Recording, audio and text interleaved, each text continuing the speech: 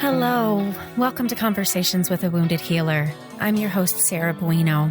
I'm a psychotherapist in Chicago, and I love having amazingly super deep conversations with people about the intersectional journey of healing self while caring for others. And today's guest is somebody that I don't know very well, but I know him just enough to know that he's wonderfully amazing, this sunshine in human form person, Rabbi Iggy. But before I get to telling you a little bit about him, let me tell you how you can connect with us. One of the best ways to connect with me is on Instagram at Head Heart Therapy. You can also find us there at Head Heart Therapy on Facebook. You can connect with Conversations with a Wounded Healer directly at Wounded Healer, and that's let's see, how do I spell this? WOUNDEDHEALR.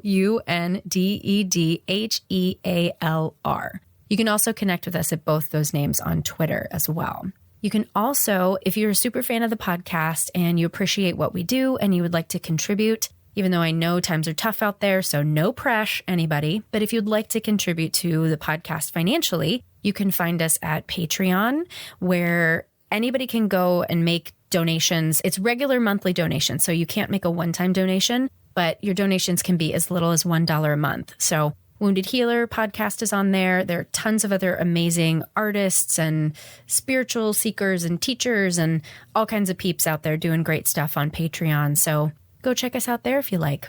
Now let me tell you more about Rabbi Iggy. So Rabbi Iggy is a renowned Talmud teacher, spiritual counselor, artist, and educator. He grew up in between Belgium, Israel, and the United States in a traditional Jewish Orthodox home. He's a frequent author, speaker, teacher, and contributor on subjects ranging from Talmud, Jewish text, spirituality, addiction, recovery, fatherhood, and LGBTQI+ issues. Today, he's the founding rabbi and CEO of Teshuvah Center, a new long-term Jewish recovery community in Brooklyn. I hope you enjoy this conversation as much as I do, so please enjoy my time with Rabbi Iggy.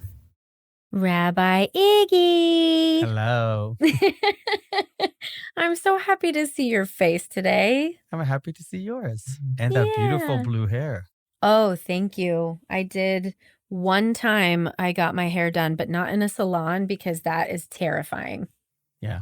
I've not stepped foot into a place with other people right now. Hell no. That's right. They just rolled back in California, all the inside. Just today. Oh, you're in California? No, but the governor of California just decided today, he was like, you know what? Just kidding. This is too dangerous. So barbers, restaurants, bars, gyms, go back to your shell. Yep, absolutely. So for folks listening, obviously we are recording this during the pandemic. So welcome to more pandemic talk. But do you want to tell people how we met? Sure. It's our anniversary soon, right? It is our anniversary soon. OMG. So we met about a year ago at a conference. In fact, the largest and I think most important conference on the East Coast for recovery services, recovery addiction. And we were at a party. It's so weird talking about parties these days. I know. I would can you imagine that house now? We would walk in. I would die. And be like, I mean, you actually quite literally. I would probably literally. Right. Quite literally, die 14 days after. But so we were at this conference, and fortunately or unfortunately, like any conference, it's really all about the parties and the networking at the conferences. Shout out CSAD. So we're at this party, which was pies and ice cream. And we're there standing with my chief creative officer, with Ben. And in you walk. And Ben and I are like, we need to be friends with that person. Yeah. It did not matter at all. Right. You know, it's funny because I have many faults. But one of the great gifts that sort of God has given me is that I get to see people's soul. I get to sort of see who they are, even from a little bit from a mile away. And it's a great gift. It's also greatly exhausting because I got to see everybody else's soul in that house. And some of it needs a little cleaning. But but I'm mostly joking. But we saw you and I were like, I need to know that person. Of course, it helps that sort of, you had this beautiful haircut and this purple hair, and you walked in with such confidence, and everybody else was so drab. Well, not everybody else. A lot of other people. Sorry. Some people are very cool. Right. A lot of people were drab. I stand out. I stand out. But it wasn't just the physical standing out. There was something there. And basically, I think we just went up to you and says like, hi, we're Iggy Let's and Ben. be friends. And we're friends. Like, it wasn't, I don't think even it was a question. I think we just like posed the facts. Like, where are you from? We're friends you now. We're like Chicago. Okay, we're coming. I think it was Ben who literally said, and we're friends. Right, exactly. So between me and my Jewishness, right? So like that was it. So, and that's it. And we've been friends ever since. Right. Oh, thank you. It's really lovely to hear. I didn't imagine you would describe me that way. And that's really touching. Thank you. And instantly I just took one look at both of you and was like, yes, it's on. Well, tell the listeners more about who you are and what you do so we can like really dig into the stuff. So I am the founder and the spiritual leader of a residential spiritual recovery community called the Tshuva Center here in New York and Brooklyn. For many years, I was working at a similar facility in Los Angeles called Bet Tshuva. I was the director of spiritual counseling. And when I moved to New York, I decided to create a space that is dedicated to promoting recovery from all sorts of different addictions. And I'm sure we'll talk about that. But not just sort of the basic recovery elements of people, but to create a space where people don't need to fit in, but to create a space where people belong. We've learned from you and Hari that the opposite of addiction is connection. And connection is felt and sustained in the most powerful way through community. And there's few communities that are built around this principle in general. And I wanted to set a community that lives around these three principles of spirituality, community, and recovery. And spirituality is the lens that sort of we look at addiction. We believe that spirituality, that addiction is a spiritual malady, that it starts as a spiritual void, as a sense of eroded self that feels that one does not matter, or when God made us, he made junk somehow. And our way to work through and allow people to find recovery and mostly sustain recovery is through connection and through the ability to gain, create, and maintain a spiritual practice. So for some, spirituality evokes religion, but we are in many ways sort of spirituality without per se religion, even though I'm Jewish and I'm a rabbi, and the lens that we use at the Tshuva Center is a Jewish lens, but it is a lens that is over 3,000 years old, that revolves around text, practice, ritual, and community. So we've been doing this for quite some time, and we are very successful in allowing people who've tried many other things to really connect and find a way to maintain and sustain their sobriety and their recovery, because we're not looking at just through this medical model, this clinical model, but really try to see, like I said, the soul of a person. Who are you? Why are you here? What is your mission in life? What can you do that nobody else is supposed to do, even if somebody else can do it better? What is your mission in life? And when we created more and more space for that, we discovered a lot of people who need to discover their passion, to find out who they are, to connect to that, and to connect to their own recovery in a deep and meaningful way that allows them to see themselves as part of a larger scope, and not just as somebody who's struggling and trying to hold on, but somebody who can thrive through and with their recovery.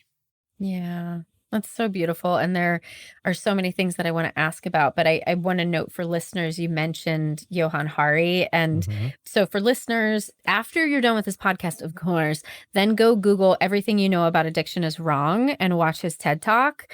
And you can also read his book, Chasing the Scream, which was the first time I was introduced to Gabor Mate, who really thinks about addiction as a disease born from trauma and all sorts of things. So go down the rabbit hole. Y'all will really enjoy that.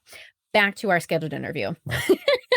It's funny, by the way, you say that because, sort of Gabor Mate and all that. And one of the things that sort of, and this is very anecdotally, so this is not scientifically researched, but throughout my work with people in addiction and recovery, there are three main groups that appear. One, and you just said it, is not sort of people who went through trauma, right? Emotional, physical, spiritual trauma, which makes a lot of sense if you read the literature and understand, but you know that. But the second group is people who have learning differences. Mm. And then the third group is people who have been adopted. And when thinking about it, which adoption is trauma. All of them are trauma, but I think all of them have the same mechanism, which is something's broken in me. I'm not wanted. I'm not worth it. Something in me is not okay. And the same mechanism for all three creates that, what we call the hole in the soul. Right. Which we try and fill with all sorts of different things, right? My little shtick that I've learned from Rabbi Mark is sort of that when you reach for the Jim Beam on the top shelf, it says on the bottom, distilled spirits. Yeah, right. Right? It's a spiritual problem. Right. Absolutely. And with the trauma piece, so one of the things that Gabor Mate says is that like trauma is disconnection from self. And that's also what one of my mentors, Lawrence Heller, says. He's the founder of NARM, Neuroaffective Relational Model, which listeners have heard me talk so much about. But NARM is all about reconnecting with self. And that's something that gets so lost. And when I say self, I'm kind of meaning like higher self and the energetic, like most authentic. It's hard to say like, because there is no one authentic self, but you know what I mean? Self with a capital S. But as itself, a higher and a lower self, right? So like sort of young work, like right shadow work and all that. But I think the disconnect, right, is at the core of a lot of addictions. That split, the sort of sense, the sort of we are somehow broken. And so there's a split within us. And that we try always to be a higher self without acknowledging the lower self. We always try to be the good boy, the good girl, and all that. Right? There's a great book, Excellent Sheep.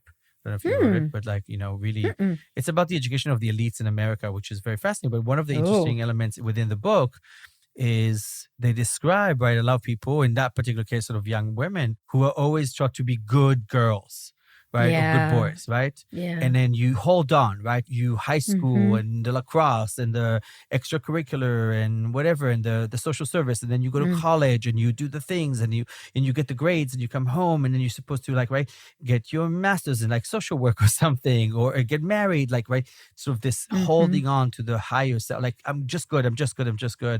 And we forget that we have a whole other part of ourselves that if we don't address, we suppress. And suppression doesn't work. And then it comes out through addiction and other sorts of maladjusted behavior, right? So alcohol, right? Drugs, alcohol, sex, gambling, porn, lust, shopping, food, gaming, right? Even an addiction, what I call to low-grade misery. Right? People who are addicted to that, like, yeah, nothing's good. Like, oh no, that will work for me. Like, oh, I tried that. Or this is horrible. I don't like this. Like, right. So all the people with like, you know, the impossible problem, that's an addiction. And you said, God, I am having such problem tracking today. That's okay. I can talk forever. So it's. I know, right? Yeah, it'll be back. Whatever. Well, tell us how you came to work with addiction. What was the road? Or actually, you know what? Start back at the beginning. So Iggy was born, and then like, how did you get to where you are? Tell us the fun winding path. I think we need like 4 or 5 podcasts for that. So I was born in Belgium. Oh, really? That's the funny accent. White supremacy. That was it. We'll come back to white supremacy. Somehow Belgium made me think of white supremacy. Like, what? Was the born? Was the Belgium? Was the accent? Like which part of the white? Like that's what like brought in white supremacy. But you know, I will chuck it to the maze of memory and not to the triggering elements of my personality. So I was born in Belgium, and I was born to a ultra-Orthodox family, right? So for those people who know what in Jewish ultra-Orthodoxy is, right? So like big hats, pears, black and white. You know, if you see Shtisel or Unorthodox on Netflix. Yeah, right, Unorthodox was woof. Yeah, so that's my people, or were my people. And I was brought up to a very conservative, capital C family. My life was pretty much set from day one. My family is a well-established family in Europe, family of means. And I sort of was really good at like, you know, reading stuff and teaching and learning and Talmud, and which is the kind of the main coin within Jewish life. And my path was pretty much set towards sort of rabbinical world and all that. And I am different. My personality is different. I hate to be told what to do. I hate rules. If you tell me to go right, I'll go left just to see what happens. I like pushing buttons. I am what's Yiddish called an Ubelchuchem, right? So like a wise ass, like I always know best. I'm that annoying guy that walks in the room and thinks that he's the smartest person in the room. That's me. But somehow you have humility too. So good job on that. I try, at least know thyself. Right, I think is the first step. Like I never hide behind something I'm not, and I'm willing to acknowledge my challenges and my successes, because I think that sort of authenticity comes at a price. You have to come with it, willing to pay it, which comes back by the way to the spiritual thing, right? I believe that when you start work on the self, you have to open a spiritual bank account. And you have to invest into that bank account because you're going to have to draw checks from. And some of them are big, heartache, loss, pandemic, trauma, bad days. And you have to write those checks, and there has to be currency in that spiritual bank account. Without it, you'll be in trouble, just like a regular bank account. And I think authenticity, living authentic life is one of the ways to put currency in it, because you're going to write the check. It's going to hurt, right? Your fridge breaks. You have to write a check for a fridge. It hurts. But you got to have it. So my life was set in that sense, but I was rebellious and asked too many questions. And then also I was gay, and I didn't know really what that meant. I didn't have almost any role models. I thought something was wrong with me at some point, of course. This is such a cliche. And I got really angry. I got angry in the world. I was constantly angry. I used to get into fights. I was very violent as a kid. And I didn't really know what was going on until much later. But I kind of went through the motion. But I realized that through everything I was doing, I constantly was running away from things. I would start something and run away. Start something and run away.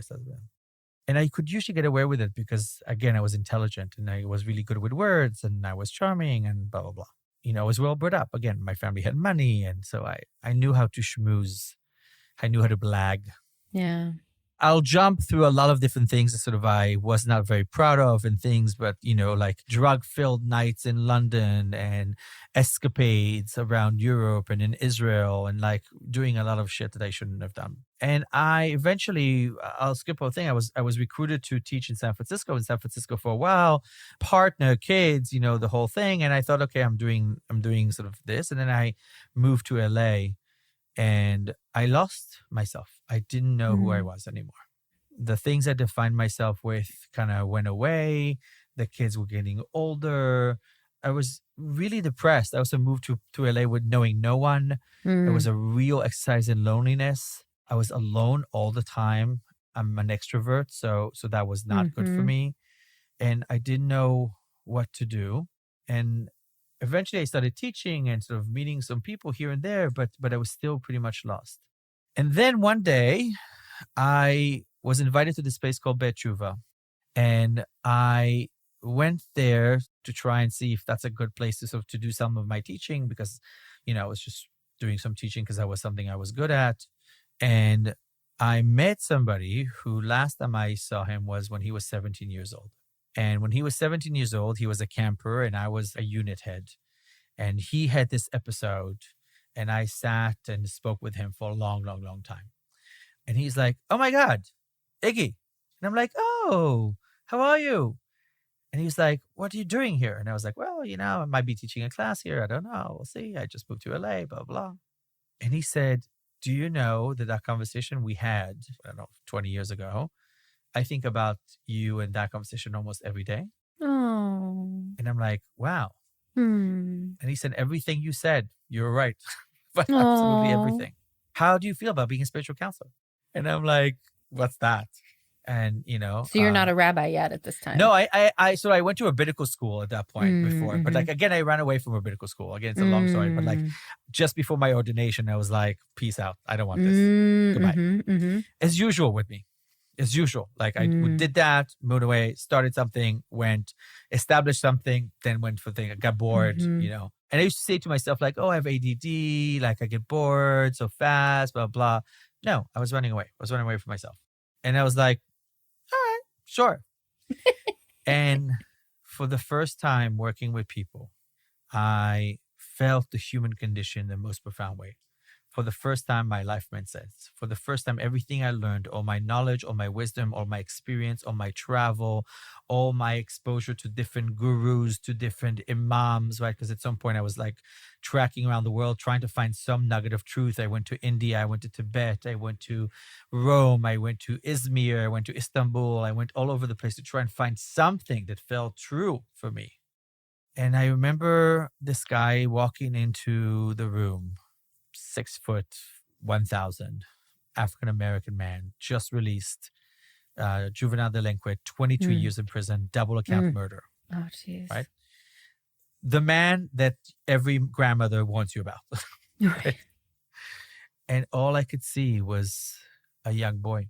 In his eyes, all I could see was a frightened man who is as clueless and frightened about the human condition in life as I was. And I connected more to him and people like him who are willing to say, I'm struggling, who are willing to say, I'm having a bad day or bad life. I don't know what to do. I feel shame and guilt, and I am marred with my past. And all I want to do is run away to the bottle or the needle or whatever it is. And all these people I met, I felt were far closer to my soul than a lot of other people that I grew up with. And I started talking and creating ways and systems and actionable things to allow people to find more recovery. I'm a very boots on the ground person. I don't like wishy-washy, lifty-lofty conversation about, well, you have to find your true self. I'm like, yeah, but how do you do that? Right. Like, what does that mean? What if my true self is a colander? Like, I don't know what that means. You know, like, stop that, right? Sort of like, oh, namaste, the divine in me, divine in me. What divine in me? I need to go pee. Like, what divine? I sit in meditation, right? And I'm like, some days I'm there, but some days like, oh, I'm hungry. I want ice cream. Oh, wait, is this the moment? Oh, shit, I just missed the moment. Oh, where's the Zen moment? Wait, is this the moment? It's not the moment. Shit, I'm hungry. Like, right? Sort of like. When's your birthday?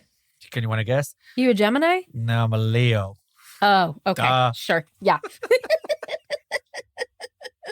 So I have spent now my professional and in fact my entire life, I trained for this. My entire life I trained to sort of to find ways to explain and talk to people and say like, how do we want to find meaning in life? What is the quest of meaning? What is an examined life? And how do I help myself and others find it, right? And maintain it and get inspired. This whole like, oh, God will show you the way. Well, God has not spoken to me or anybody else for 2,500 years. So you know what? I got to find my way myself. I can be inspired by God. I can be inspired by divinity and all that. But in Hebrew, we say tachlis, like, come on, like, and now what? So that's how we got to it. Yeah. And I like to think about if I have a relationship with my higher power, then I do know the answers because my higher power helps me find that. At least that's what I get in my connection. Absolutely. And I think that is such an important point to make. All the answers are already in you. Yeah. If you are trying to find answers somewhere external than you, then you are, I'm sorry, but you're not doing it right. The most toxic sentence in the English language, right, is I'll be happy when. I'll be happy when I get the car. I'll be happy when I get the promotion. I'll be happy when I get married. I'll be happy when I have my first child. I'll be happy when I get this puppy. I'll be happy when I earn my first million. I'll be happy when this pandemic is over. Like whatever it is. As soon as you say that sentence, you've lost the battle.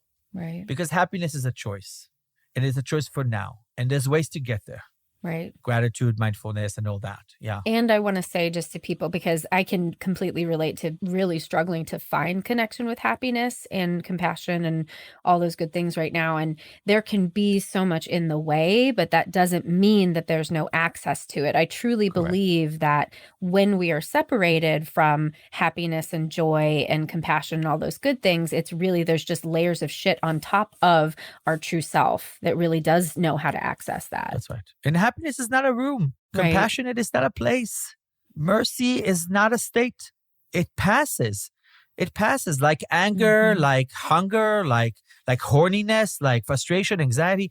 These are all emotions. And you have to observe them. One of my favorite verses in the Bible is from Proverbs, that it says that worry in a man's heart, you should converse with it. Right? You should have a conversation with it. It's there for a reason. When you're anxious, right, it's not a wasted emotion. There's something going on for you. Right. If it's stress, if it's fear, also if it's happiness, but there's a reason for them.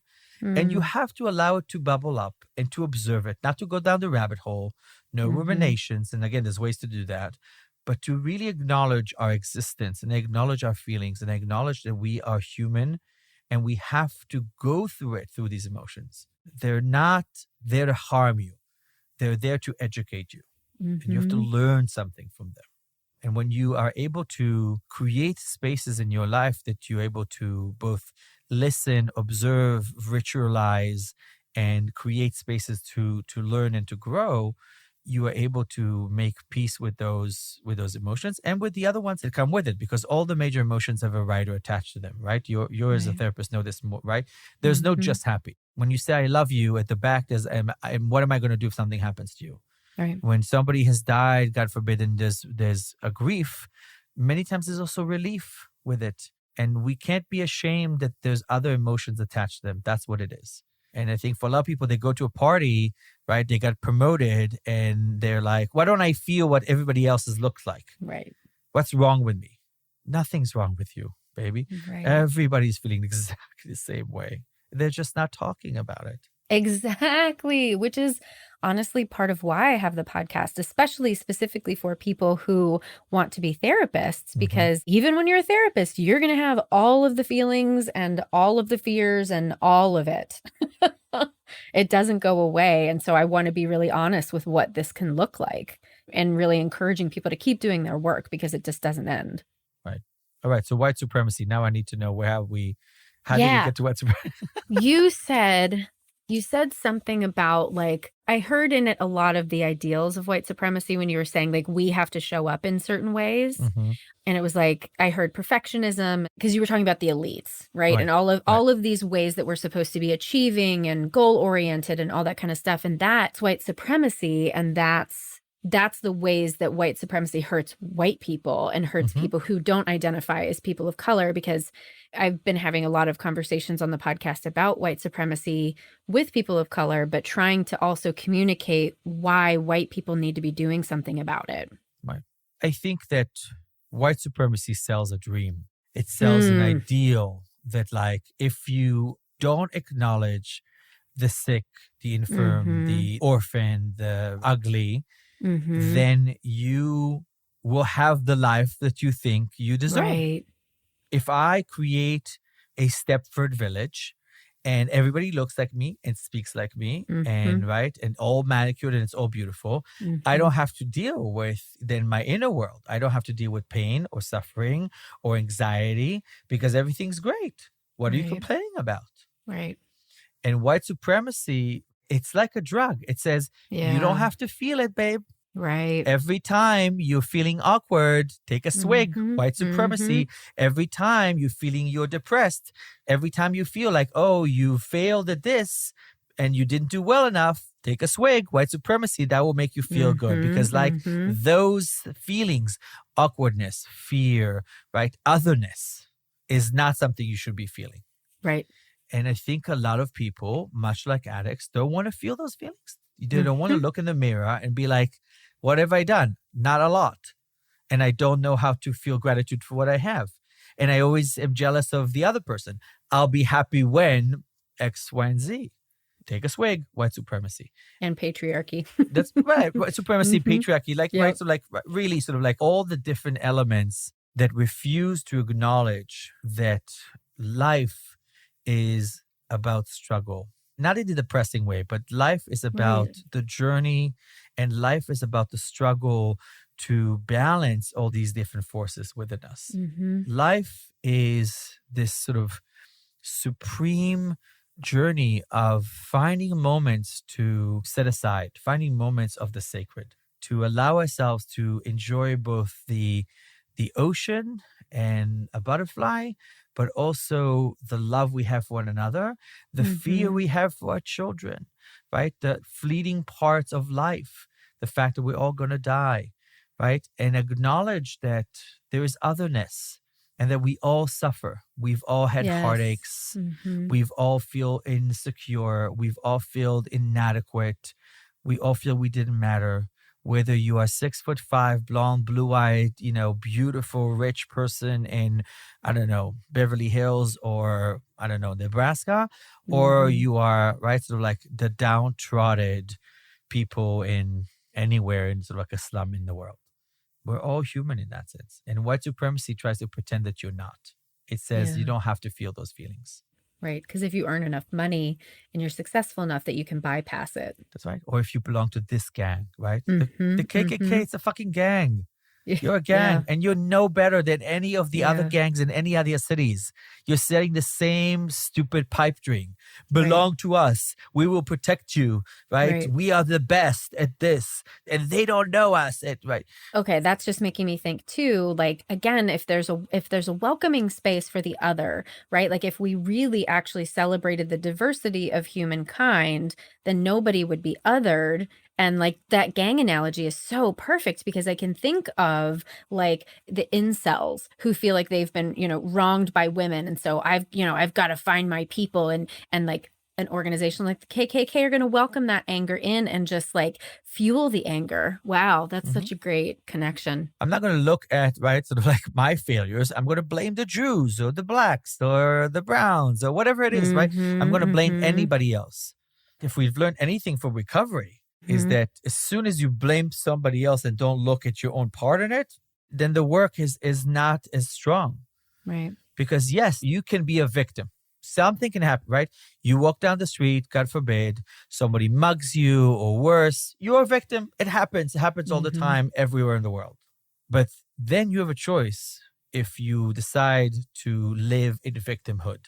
Right. If you let that define you, if you find that to be an excuse to be harsh on other people or dismissive of other people, or racist or anti-Semite or homophobic, whatever it is, that is when you're living in victimhood and you won't take any responsibility in your wellness. Not in what's happened to you. It's not your fault. But now do you take responsibility in your wellness? That's what I said before about the addiction of low-grade misery. Yeah. You gain something from it. You don't want to take responsibility for getting better.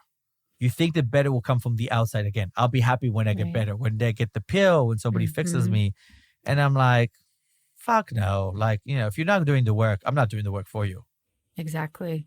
I wanted to ask you how, and I'm looking at my phone because there's a picture that I wanted to read. I'm curious how you're doing right now in terms of all that's going on with racism, and racism I think equals anti-Semitism and all of that. And I've had conversations with a couple Jewish people where there's this otherness where they want to be part of the fight and then there's discrimination against them. So one of my friends posted this on Facebook the other day. I'll show you the picture here so you can see.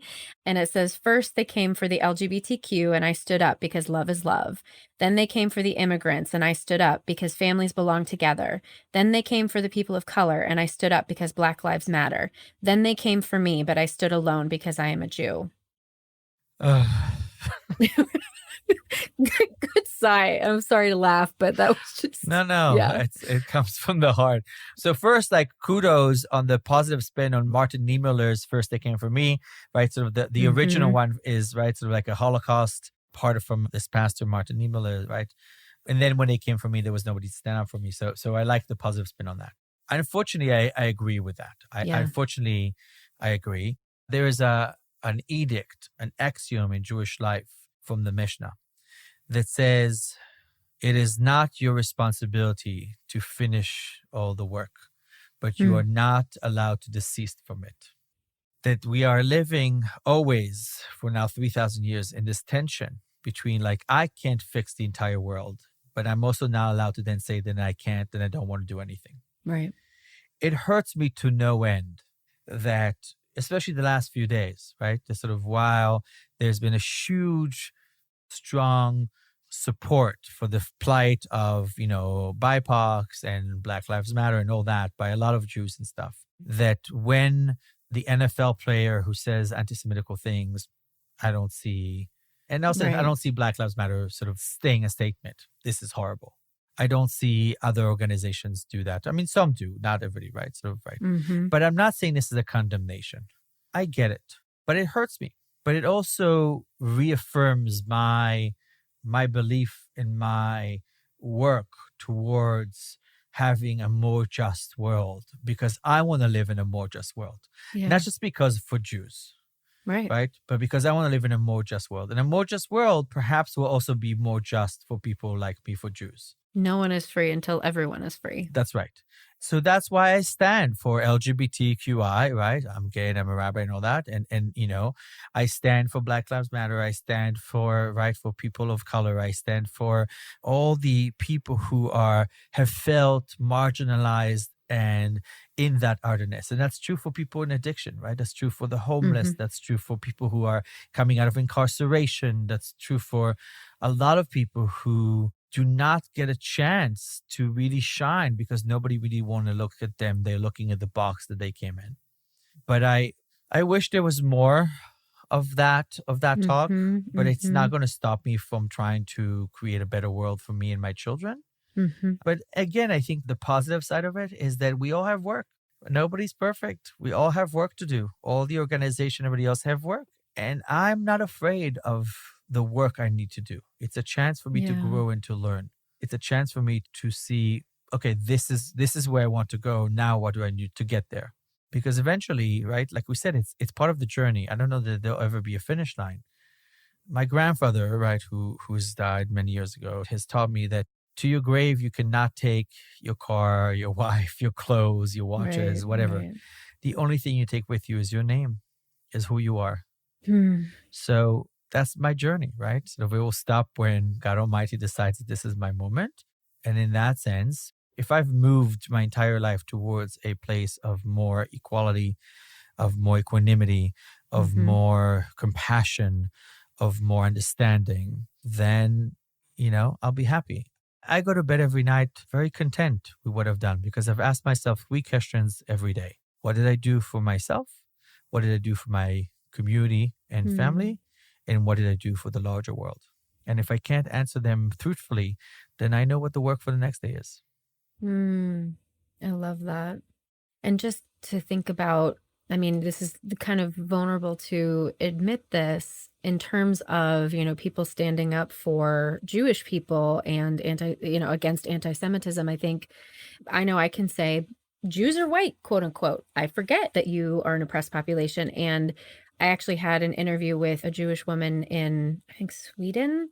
And I was so struck by how close she still is to the Holocaust because her grandfather was in the Holocaust and survived. And the way that she spoke about it, I don't hear people in the United States talking about it that way. And I think part of why I think it's so easy for our society to have so much systemic racism because we weren't in it, quote unquote, right? And there's no historical memory specifically for white people. And what a disservice that is for us to forget the importance of what happened and how it still affects you and other Jewish people. Absolutely. And it affects us here, right? I mean, because we're not just like people forget. We have people in the KKK, right, I think, who actively says it didn't happen. You've made it up. You're using it as a way to get the sympathy of the world, right? Holocaust denial is a real thing and it happens all the time. That's like Donald Trump. That's making so much more sense. Right. And there's people who are saying saying, oh, anti-Semitism. And I say the Holocaust. And they're like, oh, you're playing the Holocaust card. Right. Right. God. So I hear this all the time, unfortunately. Right. My grandfather was a survivor. Right.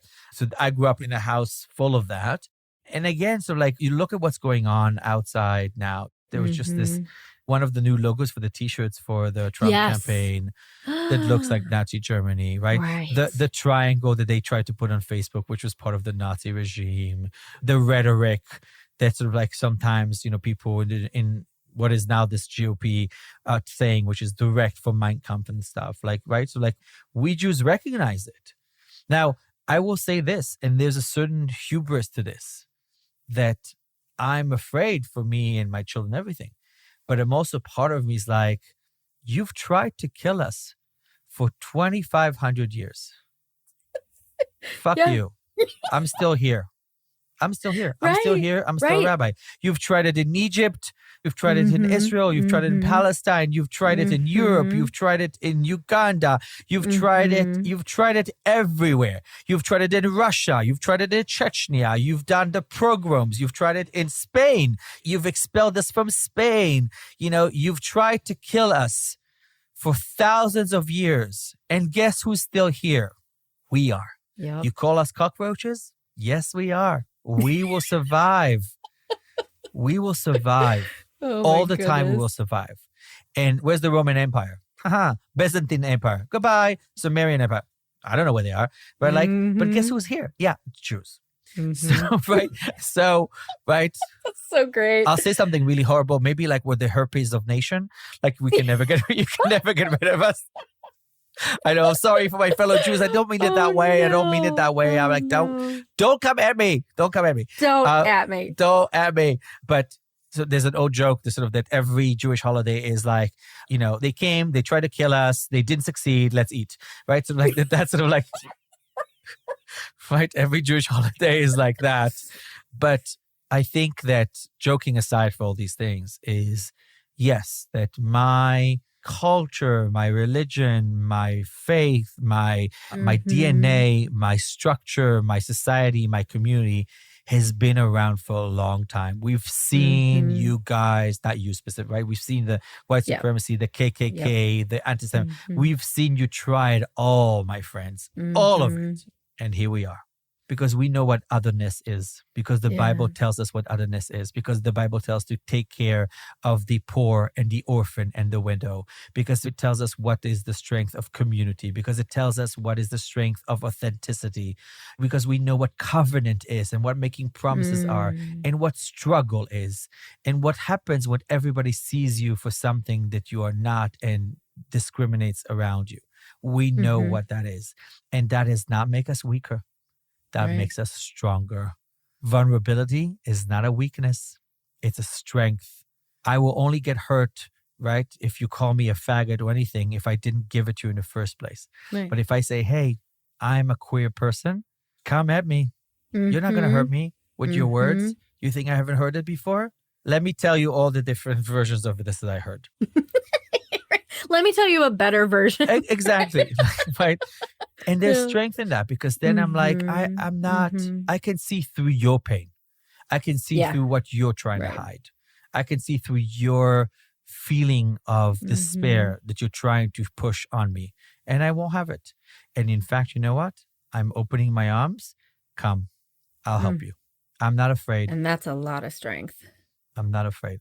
I will always, if you come to me, and this is a true on for anybody who's listening, and you really want help, you want to find what we call tshuva.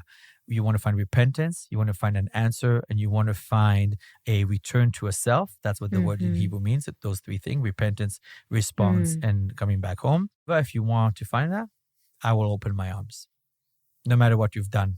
In fact, in my office, I've had murderers, rapists, drug dealers, prostitutes, con men, you name it. Yeah. Everybody my grandmother warned me about. Right. Dude, I just want to keep talking to you forever, but there's limited time, and sure, the podcast shouldn't be 2 hours. So I'll just ask you the question, do you consider yourself a healer? Yes, I am. Mostly because I recognize that I have been given a great gift to help others be the best version of themselves, right? So when I get to see somebody's soul when they walk in front of me, I get to see what is the best version of themselves. And I sort of can then pave the way for them to try and get there in the attempted shortest way. Not always. Right. Sometimes I'll take you around for a couple loops just to for you to do the work. But yeah. And sometimes people will take themselves around. Right. Absolutely. Not the least of which is me, right? Sort of not the least of which is me, right? So like I had to go to Tibet, I had to go to Rome, I had to work in fashion, I had to work in art business. I've had like 1,000 different lives in this, but try to find out like, where does Iggy fit in the world? And I was like, maybe here, maybe here, maybe here. But like eventually, and this is the great irony of my life, I was told I'm going to be a rabbi at 5 years old, and ta-da, here I am. Right? Like, God damn it. Trust me, there's so much of that between me and my family. Be like, raise fist to the sky, like, you're right after all. Oh my gosh. Well, before we go, tell people where they can find you and learn more about you. Thank you. Yes. So I'm the founder of Tshuva Center. So if you go on Instagram, the Tshuva Center, one word, you can find us there. We have a link to everything else. You should check out my podcast, Tattoos and Torah, where we talk exactly about that. So we talk about things that don't seemingly go with each other, right? I'm a rabbi, awesome. I'm an immigrant, I have tattoos. Most people are like, wow, but Jews can't be buried in a cemetery. That's tattoos. Not true. So I'm an enigma to a lot. So Tattoos and Torah is the podcast that talks about it. So check it out. Like I said, Tshuva Center on Instagram and on our website, tshuvacenter.org. You can find us there, or Not Your Rabbi, which is my personal Instagram. Or if you want to come at me on Twitter, it's Igael GM, Igael GM. We'll post all that stuff. Be respectful. Yeah, don't at me in a shitty way. Exactly. Exactly. Don't come in with an argument. We'll talk. It's a Jewish way. We'll debate, and then I'll invite you over for dinner. But don't just tweet at me. That's silly. Yeah. But again, if you need to blow out your anger at me, as they say in Yiddish, gig is in the height. Do it. Go on. I love you. You're so much fun. This was just really great. Thank you. Thank you. It's just really amazing to be part of the conversation. I hope we can have more of that. I think so. Good. Thanks so much to Rabbi Iggy for joining us today. If you want to learn more about him and Tattoos and Torah, you can go to our website at www.headhearttherapy.com/podcast. Thanks as always to Andrea Klunder and the Creative Imposter Studios for editing, to Liam O'Donnell for our album art, and to Ben Mueller for our theme music. Thanks for tuning in. Until next time, bye-bye.